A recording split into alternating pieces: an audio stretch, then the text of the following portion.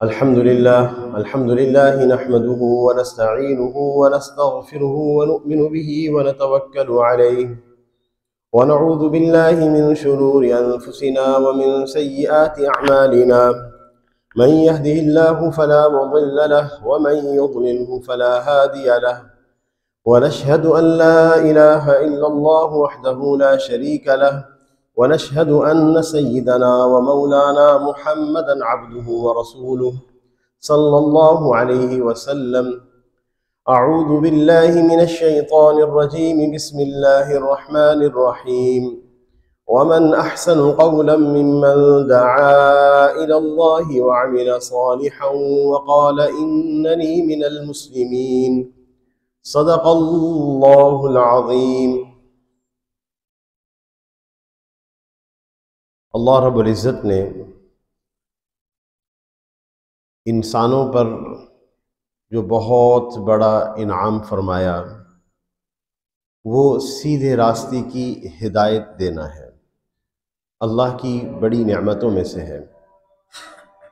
अल्लाह ताला ने उसके लिए अंबिया अलैहिमुस्सलाम को मुंतखब फरमाया जो इंसानों को सही इल्म की तरफ इंसानों की रहनुमाई किया करते थे, इसलिए कि इंसान अपने तमाम उलूम के होते हुए ये मालूम नहीं कर सकता कि मेरा दुनिया में आने का मकसद क्या है।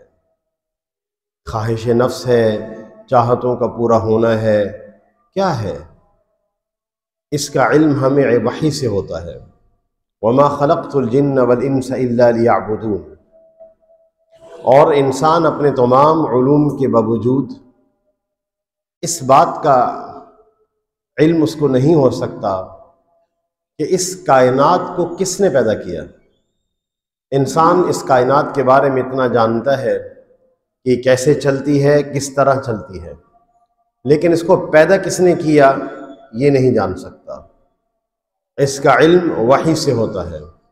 इन्न फी खल्क़िस समावाति वल अर्ज़ि वख्तिलाफ़िल लैली वन नहारी लआयातिन लिउलिल अलबाब। और इसी तरह ये इंसान ये भी नहीं जानता अपने तमाम उलूम के साथ कि इस कायनात का खात्मा होगा या नहीं होगा।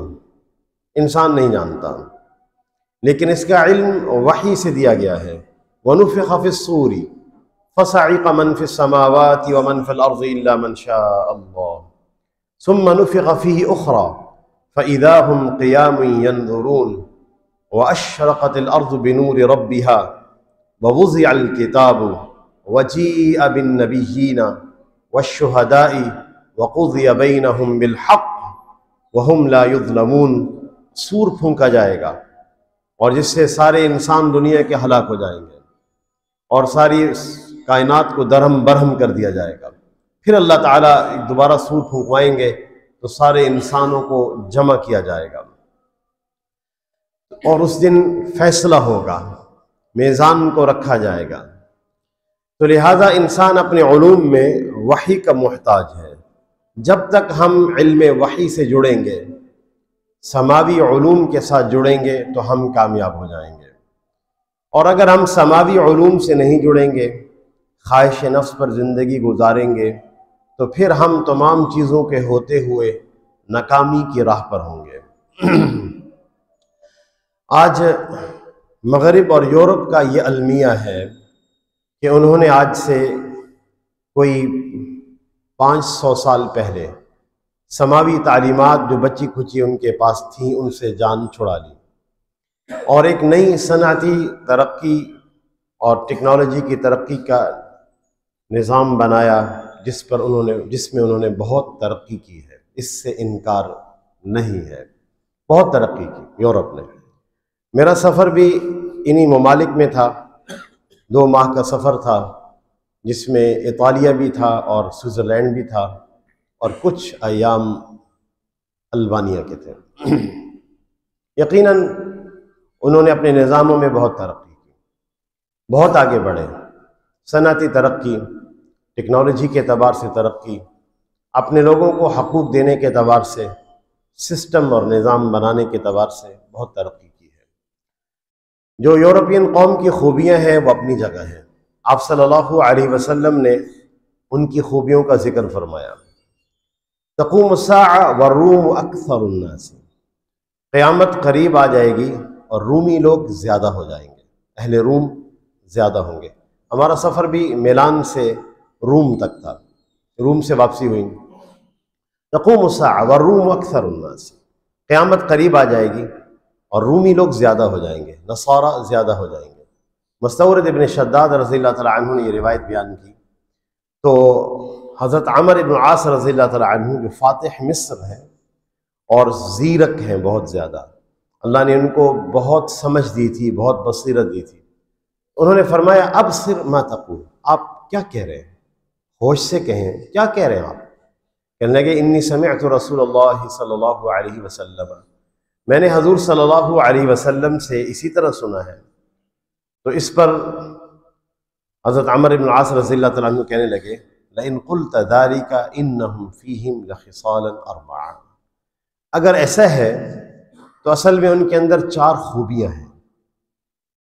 एक खूबी यह है कि अहलमुन्नास इंदा फितनतिन, मुसीबत के वक्त बहुत ज़्यादा सब्र करने वाले होते हैं।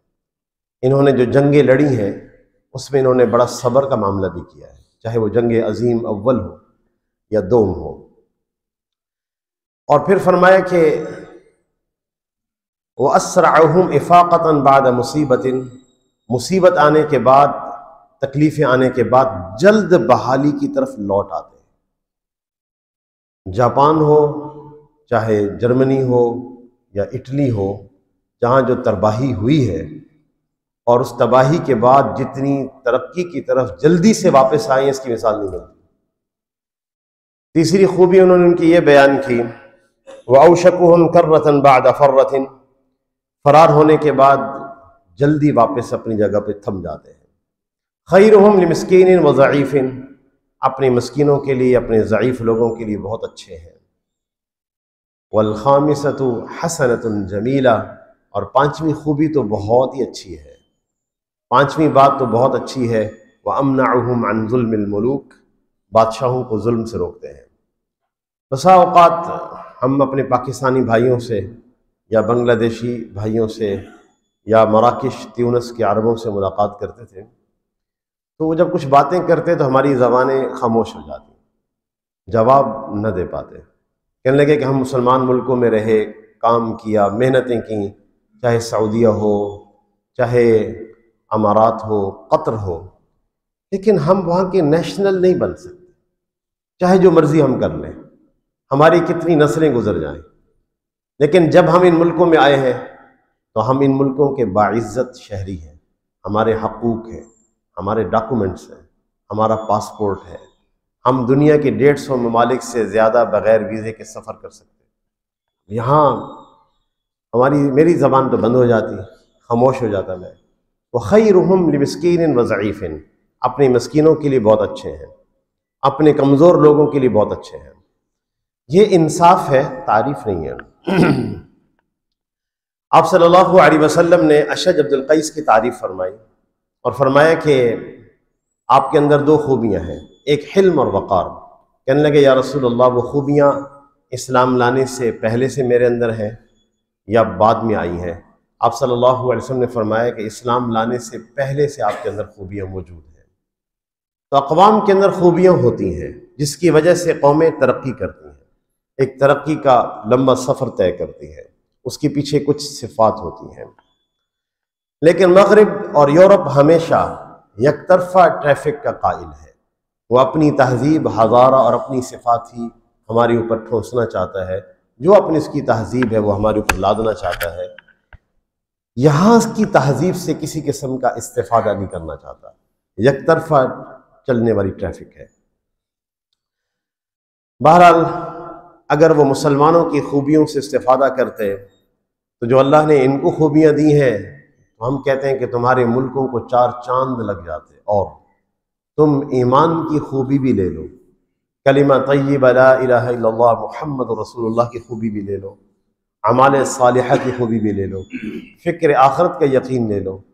ये फ़िक्र आखरत का यकीन न हो और अल्लाह की ज़ात पर ईमान न हो और ज़िक्र की लज्जत न हो और जन्नत का यकीन न हो और अपने नबी से मोहब्बत न हो, तो ये दिल तमाम नेमतों के बावजूद बेसुकून रहता है, सुकून नहीं पाता।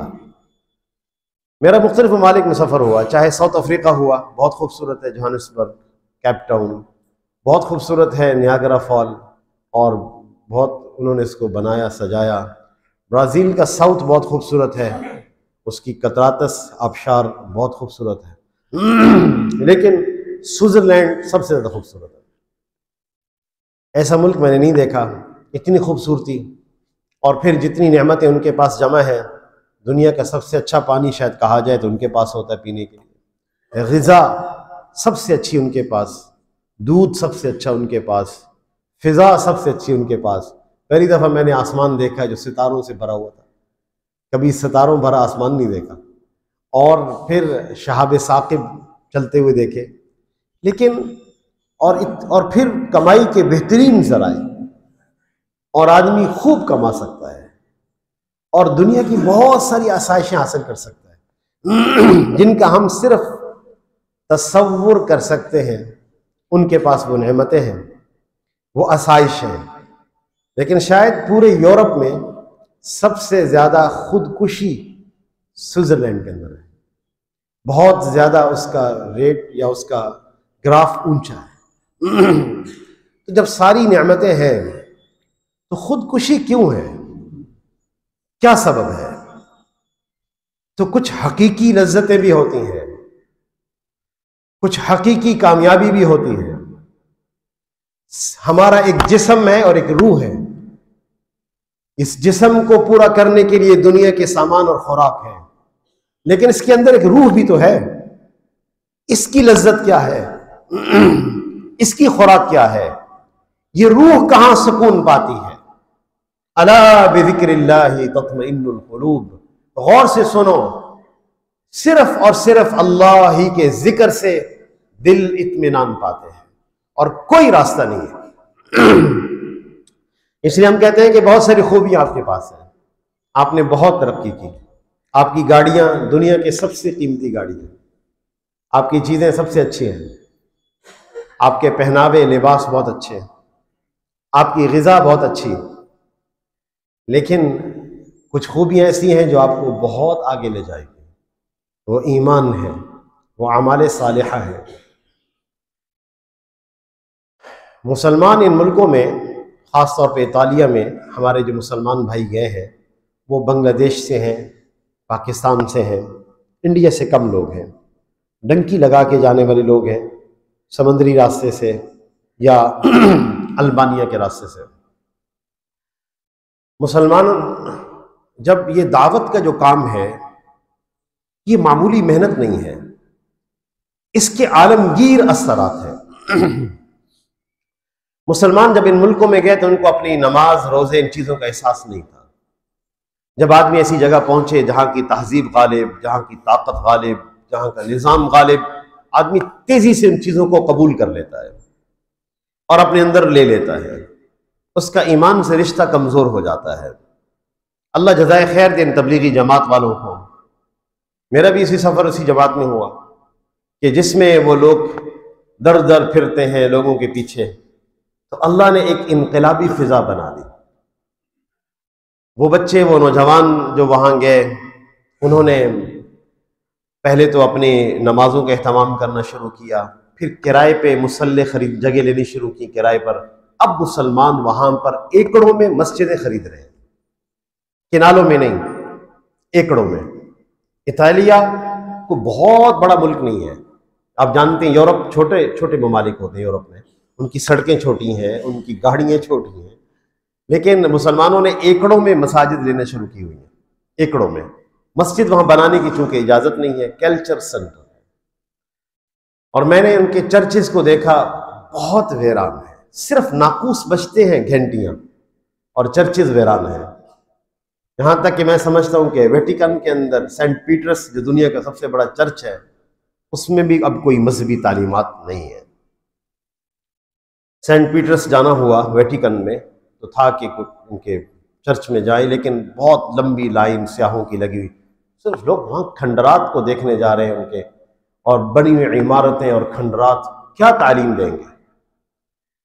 समावी तालीमात से उनका रिश्ता ख़त्म हो चुका है, उनका कोई रिश्ता नहीं है आसमानी तालीमात से। वो एक ऐसी निज़ाम की तरफ पूरी तरक्की के साथ ऐसे निज़ाम की तरफ बढ़ रहे हैं। याद रखिए, नबी सल्लल्लाहु अलैहि वसल्लम ज़माना जाहिलियत में मबऊस हुए थे। जाहिलियत किसका नाम है? शराब के आम होने का। जाहिलियत किसका नाम है? क़िमार के आम होने का, जुए के आम होने का। जाहिलियत किसका नाम है? बेहयाई के आम होने का, फुहश के आम होने का। जाहिलियत किसका नाम है? जाहिलियत इन चीजों का नाम है। और नबी सल्लल्लाहु अलैहि वसल्लम इस जमाना जाहिलियत में मबऊस होते हैं और अपने असहाब की को महफूज बनाते हैं, और उस जाहिलियत के अंदर रहते हुए उनके तमाम असहाब मक्का में महफूज थे, और फिर मदीनतुल मुनव्वरा में अपनी रियासत कायम फरमाते हैं। तो हम कहते हैं यूरोप से कि आप अपना तमाम सनती तरक्की के साथ आप जाहिलियत की तरफ जा रहे हैं, जाहिलियत की तरफ बढ़ रहे हैं। उनको पॉप की तरफ से भी कोई रहनुमाई नहीं है। हमें पाकिस्तानी अहबाब ने बताया कि हमारे बच्चे जो स्कूल में पढ़ते हैं, थोड़े से बड़े होते हैं तो लड़कों का हाथ लड़कों में देते हैं, लड़कियों का हाथ लड़कियों में देते हैं कि आपने इनके साथ दोस्ती करनी है, आपस में इस तरह चलना है। ये जाहिलियत का निज़ाम है। ये तहजीब एक वक्त आकर तबाह हो जाएगी।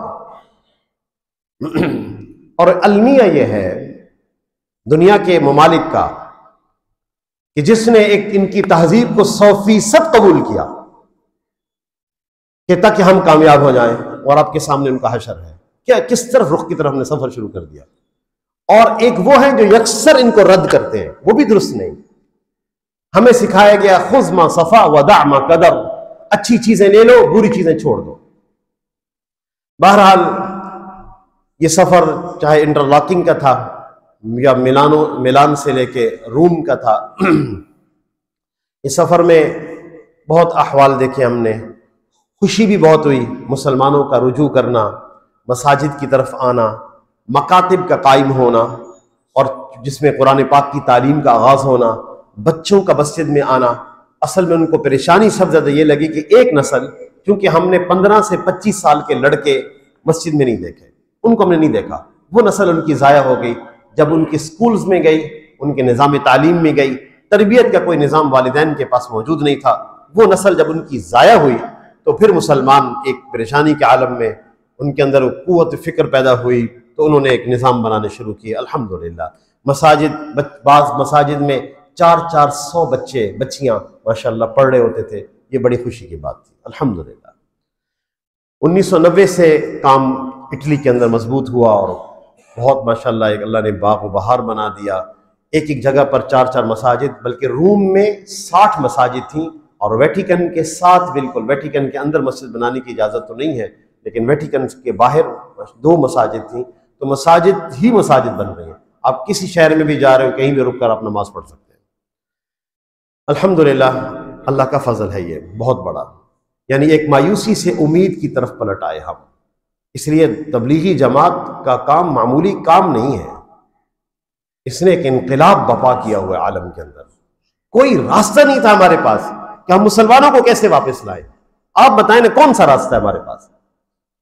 कोई रास्ता नहीं था कि लोगों के पीछे फिर फिर कर उनको वापस मसाजिद में ले आना। हम समझते हैं कि एक, हम उनसे यूं कहा करते, जो हमें यूं पाकिस्तानी मिलते थे, कहते थे मौलवी साहब अरसा हो गया नमाज कोई नहीं पढ़ी, ना सानू पता ईद दा ते ना ही सानू पता है जुम्मे दा। तो हम उनसे कहते थे, ये हमारे गुजरांवाले से लेके मंडी बहुद्दीन तक के लोग वहाँ हैं, पंजाबी बोलते हैं। तो हम उनसे कहते थे कि भाई एक नमाज आप पढ़ लिया करें, एक नमाज पढ़ लिया करें, और या नहीं तो कम से कम जुम्मे की एक पढ़ लिया करो। तो अल्हम्दुलिल्लाह एक फ़िज़ा बन रही है, रुजू हो रहा है मसाजिद की तरफ। इसी सना में हम अल्बानिया भी गए। अल्बानिया मुसलमान मुल्क है और 75% मुसलमान है, लेकिन शायद 10% लोग कलीमा जानते हैं, ला इलाहा इल्लल्लाह मुहम्मदुर रसूलुल्लाह। बाकी लोग ला इलाहा इल्लल्लाह भी नहीं जानते। मुसलमान हैं। 1940 से 60 तक 1912 से खिलाफत उस्मानिया से जब ख़त्म हुई तो आज़ाद हुआ। 1940 में इटालिया ने कब्ज़ा किया, इतालिया ने, और 1960 तक, और 1960 के बाद अनवर होजा आया जिसने कम्युनिज्म का निज़ाम नाफिज किया, जिसने कहीं शायर इस्लाम का नाम लिया उसको गोली से उड़ा दिया। तमाम बनु उस्मान की बनी मसाजिद गिरा दी गई खिलाफत उस्मानिया की। एक मस्जिद और 2 मस्जिदें बाकी हैं जिनकी हमने जियारत की, एक तिराना में है कैपिटल में और एक और जगह। और मुसलमानों को शायर इस्लाम की नाम लेने की इजाजत नहीं थी। 40 साल ऐसे गुजरे उनके ऊपर, एक नस्ल ऐसी जवान हुई जो इस्लाम के बारे में कुछ नहीं जानती। मैं आपसे एक दरख्वास्त करना चाहूंगा आपसे, कभी आपने भी सोचा कि यही इस्तेमार हमारे ऊपर भी था? हम कैसे बच गए? हमारी मसाजिद क्यों कायम है? हम क्यों मुसलमान हैं? हम क्यों बच गए? कभी इस पर सोचना चाहिए। वो क्यों नहीं बचे? उज़्बेकिस्तान वाले, अजरबैजान वाले, काज़ाकिस्तान वाले, दागिस्तान वाले, अल्बानिया वाले, कोसोवो वाले, मकदूनिया वाले क्यों नहीं बचे? हम जब कभी रास्ते में जा रहे होते थे तो लोग हमारी शलवार कमीज देखकर दौड़ के आ जाते।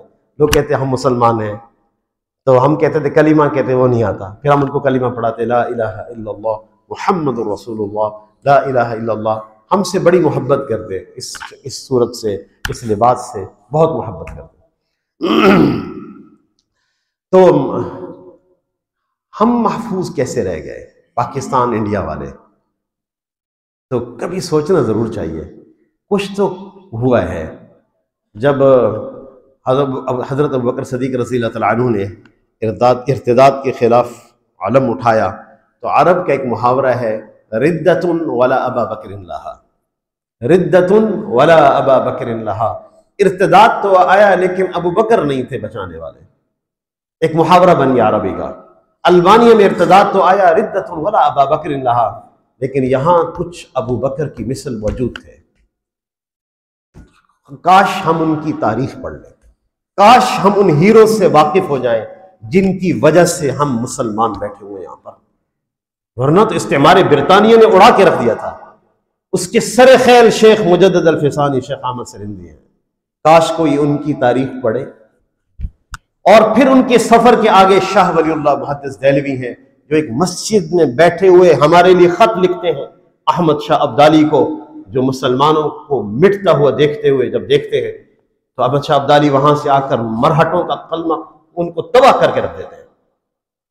किसने बचाया? बचाने वाले अल्लाह है। कोई तो असबाब थे ना कहीं पे। कहीं उन हीरोज को पढ़ लिया जाए जिनकी वजह से हमारी मस्जिदें कायम है और हम मुसलमान हैं। उस काफिले के सलार में से शाह अब्दुल अजीज मुहद्दिस देहलवी भी हैं। मुगल बादशाहों से मायूस होकर उन्होंने जिहाद की तैयारी शुरू कर दी थी इस्तेमार बरतानिया को देखते हुए। उसी काफिले के लोग बालाकोट में शहीद भी होते हैं, वो चाहे सैयद अहमद शहीद हैं या शाह इस्माइल शहीद हैं। उसी काफिले के लोग एक दरख्त के नीचे मदरसा कायम करते हैं, 2 आदमी बैठ जाते हैं, चाहे वो कासिम नानोतवी हो। और उसी काफिले के एक आदमी, हम नहीं जानते, लेकिन इटली के एक शहर रोवेरेतो में हिटलर ने जब अपने जंग अजीम के फौजियों के नाम लिखे जिन्होंने बड़े बड़े कारनामे अंजाम दिए, उसमें एक नाम लिखा शेखुल हिंद मौलाना महमूदुल हसन रहिमहुल्लाह। मेरे लिए वो अजीब दिन था रोवेरेतो इटालिया में, जब मैंने उनका नाम देखा जंग अजीम के फौजियों के साथ, कि हिटलर के साथ राब्ते में थे, मसोलिनी के साथ राब्ते में थे, यहां हिंद में बैठे हुए, और उनको वो चाहते थे कि यह हमला करें बरतानिया पर और इनको यहां से नस्त नाबूद करें और हम अंदर से जदोजहद करेंगे। वो तहरीक रेशमी रुमाल है। ये क्यों इस्लाम की फिजाएं बाकी हैं? इसके पीछे कुछ हीरोज हैं, उनकी कुर्बानियां हैं। वगरना अल्बानिया के हालात में आपको क्या बताऊं, हम रोते रहे अल्बानिया में, क्या हालात बताए हम। अल्लाह अकबर। बहरहाल बहुत अच्छा सफर रहा अल्बानिया का भी, कुछ दिनों का था। तिराना था, अलबस्साम था, बैलिश था, लेकिन अल्हम्दुलिल्लाह मैं जैसे अर्ज किया तबलीगी जमात की नक्ल हरकत एक इनकलाब है, रास्ता नहीं होता और हमारे पास बचाने का। तो वहां अब मसाजिद बनना शुरू हुई है, नई मसाजिद बन रही है, गवर्नमेंट की तरफ से कोई पाबंदी नहीं। अब जो मर्जी आप करें, तेजी से मसाजिद बन रही हैं। लेकिन सबसे बड़ा मरकज कादियानियों का है, बहुत बड़ी मस्जिद की शक्ल उन्होंने बनाई हुई है। बहुत बड़ा मरकज अहमदियों का है मेन रोड के ऊपर। अल्बानवी लोग बेचारे जानते कुछ नहीं है, जिस तरफ उनको ले जाए तो चले जाएंगे। बहरहाल अल्हम्दुलिल्लाह अल्लाह का फजल हुआ कि ये आफियत के साथ सफर हुआ। पाकिस्तानी भाइयों ने हमारे बांग्लादेश के भाइयों ने और ट्यूनिस और मराकश के भाइयों ने हमारा बहुत इकराम किया, बहुत मोहब्बत दी। और बल्कि मैं शुक्रगुजार हूँ जनाब पाकिस्तान के सफ़ीर का, अली जावेद साहब का, जिन्होंने हमें हमारा इस्तकबाल किया, जहाज़ पर ही हमें लिया और जो है हमें तमाम मराहिल से गुजार कर, इमिग्रेशन के मराहिल से गुजार कर लेकर आए। और इसी तरह जनाब जब वापसी पर भी उन्होंने एक प्रोटोकॉल हमें दिया एम्बेसी से, और एम्बेसी के हम आखिरी दिनों में मेहमान थे, और एक प्रोटोकॉल के ज़रिए से हमें एयरपोर्ट लेकर आए और जहाज़ तक हमें रुख्सत किया। तमाम मराहिल से गुजार कर मैं उनका भी शुक्रगुजार हूँ कि बहुत उमूर सहल हुए, आसानी हुई हमारे लिए इतालिया के असफार में कि वो हमारे साथ उनका ताउन पाकिस्तान एम्बेसी का शामिल हाल रहा। बहरहाल ज़रूरत इस अमर की है कि मेरा पास वक्त नहीं था, मैं किसी और वक्त में आपको अल्लामा इकबाल का एक मरसिया सुनाना चाहता था जो उन्होंने इटली पर कहा है, सिकलिया पर कहा है, सिसिली पर। हम जब जाते हैं इटली में तो उनके मॉल्स, उनकी बिल्डिंगें, हाँ, स्विट्ज़रलैंड के मॉल्स, उनकी बिल्डिंगें वो देखते हैं। जब अल्लामा इकबाल का वहाँ गुजर हुआ सिसिली पे तो उन्होंने वो नहीं देखा। उन्होंने मुसलमानों की याद रफ्तगां को पुकारा है। हमारा कब्ज़ा था यहाँ पर। असद इब्न फुरात जो काजी है, इमाम है, उन्होंने इस पर कब्ज़ा किया सिसिली पर। 250 साल हमारी हुकूमत रही है। हमारी वहाँ मसाजिद और मदारिस है और जिनके ऊपर किंदा हैं आयात, लेकिन खंडर हैं। अब वो हमारा कब्ज़ा नहीं है, हम एक मगलूब हैं। तो उसका मरसिया अल्लामा इकबाल ने पढ़ा। अल्लामा इकबाल बहुत बड़ी शख्सियत है।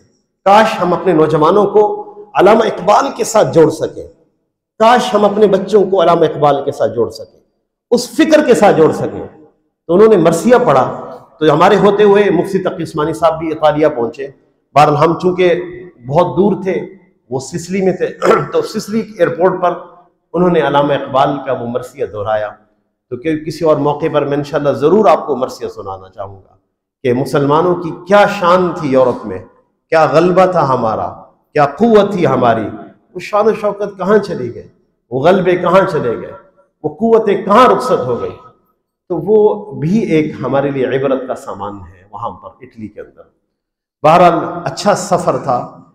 ईमानी एतबार से बहुत फ़ायदा हुआ, दीनी एतबार से मुझे बहुत फ़ायदा हुआ, और अपने मुसलमान भाइयों की मेहनतें देखकर खुशी हुई और उनकी जद्दोजहद, कोशिश और उस माहौल में अपने बका के लिए मेहनत मेरे लिए बड़ी खुशी का बायस थी।